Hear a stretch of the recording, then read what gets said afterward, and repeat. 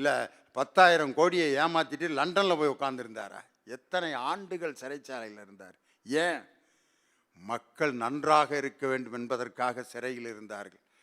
பாளையங்கோட்டை சிறையிலே கலைஞர் இருந்த அந்த சிறைச்சாலை இடம் ஒரு பெரிய சமுதாய புரட்சி உருவான இடமாக கருதப்படுகிறதே. என்ன காரணம்?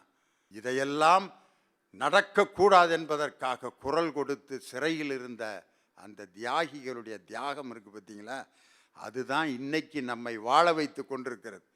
அதனால பிறருக்கு இன்னா முற்பகல் செய்யின் தமக்கு இன்னா பிற்பகல் தாமே வரும் என்று சொன்ன அந்த வள்ளுவருடைய வாக்கு, நல்லது செய்தால் நல்லதே நடக்கும் என்று சொல்லி, தன் வினை தன்னை சுடும், கெடுவான் கேடு நினைப்பான், அரசன் அன்று கொள்வான், தெய்வம் நின்று கொள்ளும், தர்மத்தின் வாழ்வுதனை சூது கவ்வும், இறுதியில் தர்மமே வெல்லும்